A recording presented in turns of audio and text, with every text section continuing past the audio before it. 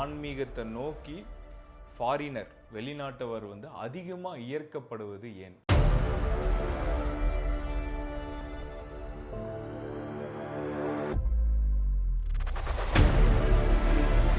6 மாசம் முடியாம அதுல இருந்து வெளியில எங்கேயுமே போறது கிடையாது. வீட்டை பத்தி நினைக்கிறதோ, குழந்தைகளை பத்தி நினைக்கிறதோ,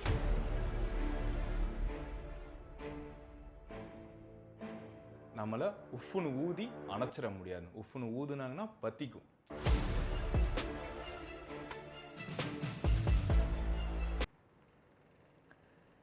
ஜெய் ஸ்ரீராம்.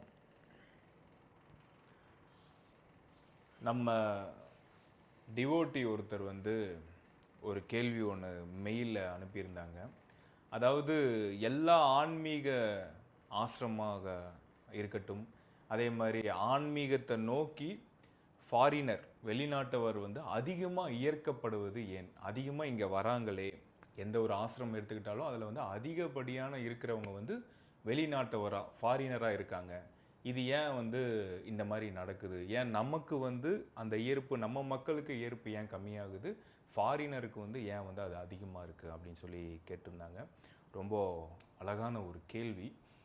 இது என்ன புரிஞ்சுக்கணும் அப்படின்னா, ஃபாரினர்னா வேற யாரோ வேற்று கிரகவாசி கிடையாது. நமக்கு அவங்க ஃபாரினர், அந்த நாட்டுக்காரங்களுக்கு நம்ம ஃபாரினர், அவ்வளோதான். 2 பேருமே ஹியூமன் பீயிங் தான். நம்ம எல்லாருமே ஒரே மாதிரி தான். கல்ச்சர் வேரியேஷனாக இருக்கலாம், மற்றபடி எந்த ஒரு விஷயத்துலையும் வேரியேஷன் கிடையாது. அவங்கள நம்ம வேற்று யாரோ ஒருத்தர் மாதிரி பார்க்க வேண்டாம். எல்லாருமே ஒரே உயிர் தான். இதை நம்ம புரிஞ்சுக்கணும்.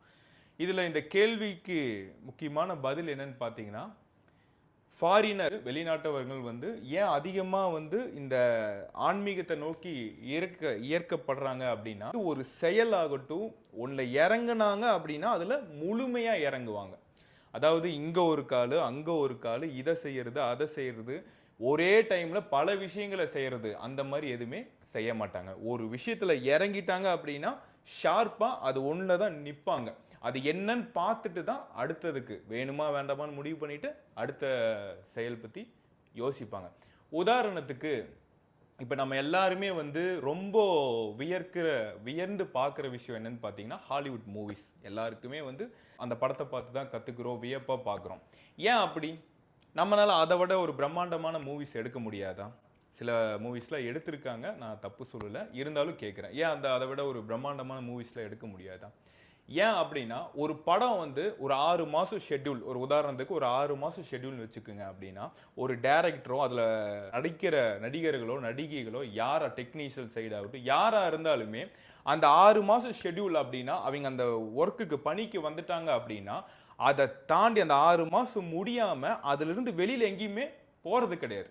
வீட்டை பற்றி நினைக்கிறதோ, குழந்தைகளை பற்றி நினைக்கிறதோ, அதை பற்றி நினைக்கிறது, இதை பற்றி நினைக்கிறது, இந்த மாதிரி எந்த ஒரு விஷயத்திலையுமே ஈடுபட மாட்டாங்க. இந்த படம் முடிச்சுட்டு அடுத்த வேலை, அதுக்கப்புறம் தான் அடுத்த வேலையை பார்ப்பாங்க. அந்த முழு ஈடுபாடு தான் அவங்கள இந்த உயரத்துக்கு கொண்டு போகுது. அதே மாதிரி தான் ஒரு விஷயத்துல இறங்கிட்டாங்க, இங்க ஆன்மீகம் வந்துட்டாங்க அப்படின்னா ஆன்மீகத்துல தான் முழுமையா இருப்பாங்க. அதனாலதான் எல்லாத்தையும் விட்டுட்டு இங்க ஆசிரமத்துல தங்கி அதை முழுமையா அதோட சக்தி நிலையை புரிஞ்சு அங்க இருந்துடுறாங்க. இதை தாண்டி எதுவுமே இல்லை அப்படிங்கிறது ஈஸியா உணர்ந்துடுறாங்க. ஏன்னா முழு ஈடுபாடு தேவைங்க. நமக்கு முழுமையா ஒரு விஷயத்துல இறங்குறோம் அப்படின்னா 100% முழு ஈடுபாட்டோட பண்ணும்போது அந்த விஷயமும் வெற்றிகரமா அடையும். அதே மாதிரி அது என்னன்னு நமக்கு புரிஞ்சுக்கிற தன்மையும் நமக்கு ஈஸியா கிடைக்கும். நம்ம இது ஒரு பாதி நிலைக்கு செஞ்சுட்டு மறுபடியும் அங்க போறது இங்க போறதுன்னா எதையுமே நம்ம முழுமையா புரிஞ்சுக்க முடியாது. ஸோ ஆன்மீகத்தை பொறுத்த வரைக்கும் ஏன் அவங்க ஏற்கப்படுறாங்கன்னா முழு ஈடுபாடு இருக்கிறனால. ஸோ உங்களுக்கும் முழு ஈடுபாடு இருந்தது அப்படின்னா நெருப்பு மாதிரி நம்ம இதில் வளர முடியும். நம்மளை உஃப்னு ஊதி அணைச்சிட முடியாது. உஃப்னு ஊதுனாங்கன்னா பத்திக்கும். அந்த மாதிரி உள்ளுக்குள்ள தீவிரத்தன்மை வேணும். ஸோ முழு ஈடுபாடு வேணும். ஸோ அந்த மாதிரி இருந்தது அப்படின்னா உங்களாலையுமே இந்த ஆன்மீகத்தில் மிக உயர்ந்த நிலைக்கு செல்ல முடியும்.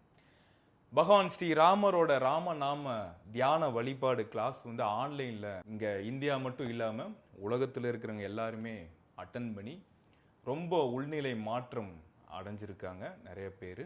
ஸோ அது போய்கிட்டு இருக்குது. உங்களுக்கு விருப்பம் இருந்தது அப்படின்னா நீங்களும் ஸ்க்ரீனில் தெரிகிற இந்த நம்பருக்கு காண்டாக்ட் பண்ணி உங்களோட சீட்டை நீங்கள் ரெஜிஸ்டர் பண்ணி ஆன்லைனில் நீங்கள் அட்டன் பண்ண முடியும். ஸோ நம்ம அடுத்தடுத்து உங்களுக்கு ஏதாவது கேள்விகள் இருக்குது, ராமநாமத்தை சம்மந்தப்பட்ட கேள்விகள் ஏதாவது இருக்குது, இல்லை வேறு ஏதாவது ஆன்மீக ரீதியான வாழ்க்கை ரீதியான ஏதாவது கேள்விகள், இல்லை இந்த டாப்பிக்கை பற்றி பேசணும்னு நீங்கள் ஆசைப்பட்டீங்க அப்படின்னா கீழே தெரிகிற இந்த மெயில் ஐடிக்கு நீங்கள் வந்து அந்த கேள்விகளை அனுப்பலாம். அப்படி இல்லை அப்படின்னா கமெண்ட்டில் நீங்கள் தெரிவிக்கலாம். ஜெய் ஸ்ரீராம்.